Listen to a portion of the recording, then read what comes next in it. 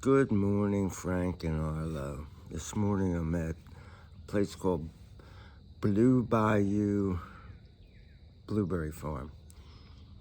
And I'm probably going to come back here in late April, early May to do pick your own blueberries and strawberries.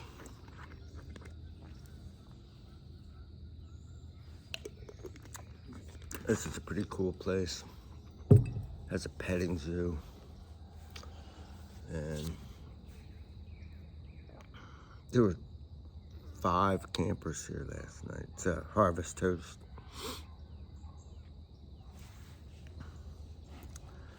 Anyway, today we're going to continue with another very, very visual story from the book of Revelation. We're going to be looking at Revelation chapter 12.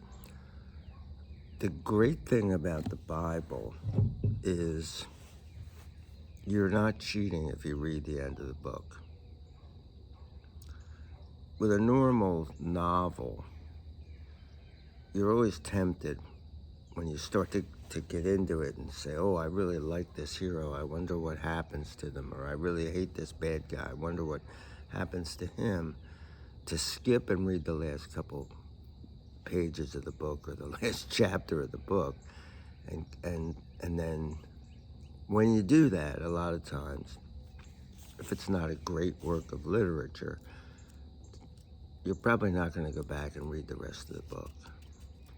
But not so with the Bible. In fact, that's what we're doing. We're reading the last book of the Bible, kind of like the last chapter of the Bible first, so that you'll see the ending, because it's really a glorious ending. But it goes through a lot of horrible things to get there. But that's the fallen nature of man, and we'll talk about that when we get to the book of Genesis. Anyway, this is about the woman, the child, and the dragon. Then a great sign appeared in heaven, a woman clothed with the sun and with the moon under her feet, and on her head was a crown of 12 stars. She was pregnant and was screaming in labor pains, struggling to give birth. Then another sign appeared in heaven, a huge red dragon that had 7 heads and 10 horns, and on its heads were 7 diadem crowns. Their diadems are these crowns. Now the dragon's tail swept away 1/3 of the stars in heaven and hurled them to earth. Then the dragon stood before the woman who was about to give birth, so that he might devour her child as soon as it was born.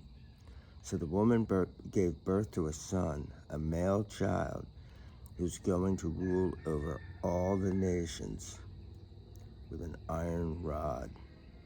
Her child was suddenly caught up to God and to his throne, and she fled into the wilderness, where a place had been prepared for her by God, so she could be taken care of for 1,260 days. So it looked like bad news for this baby, and this baby is Jesus.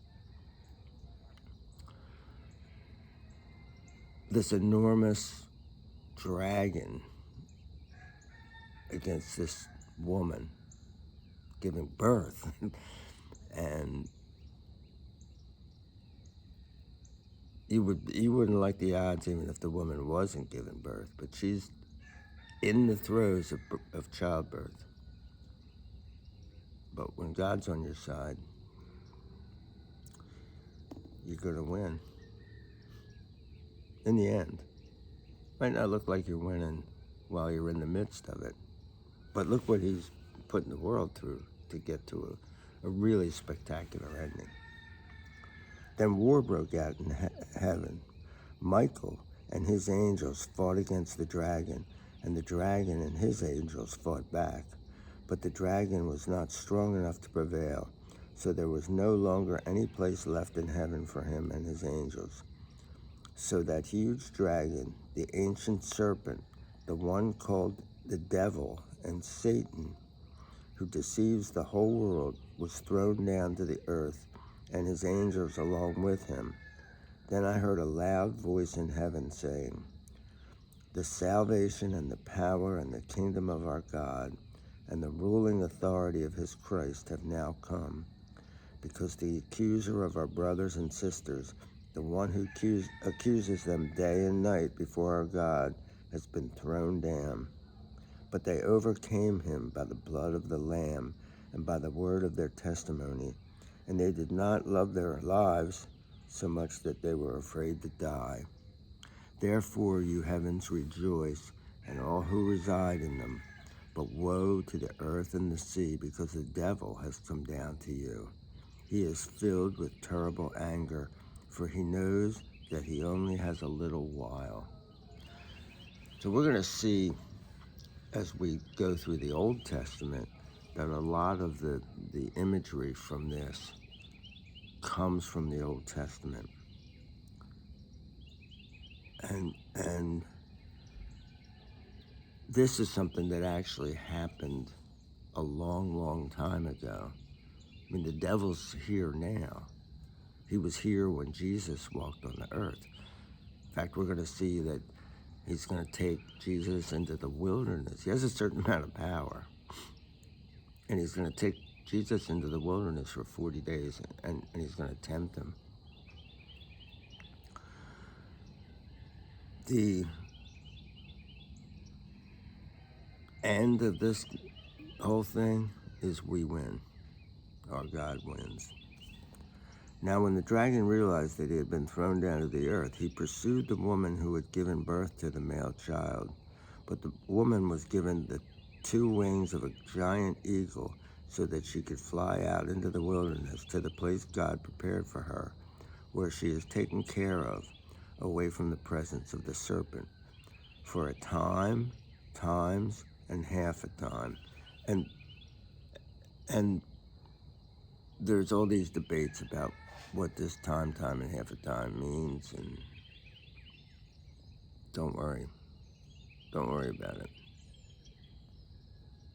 Don't major in the minors, as Scott Novick used to say. Then the serpent spouted water like a river out of his mouth after the woman in an attempt to sweep her away by a flood. But the earth came to her rescue. The ground opened up and swallowed the river that the dragon had spewed from his mouth. So the dragon became enraged at the woman and went away to make war on the rest of her children, those who keep God's commandments and hold to the testimony about Jesus. And the dragon stood on the sand of the seashore. So this is a battle that goes on today. Nobody knows how long it's going to go on. But whenever a fight breaks out, you want to be on the side of the guy who wins. Peace out.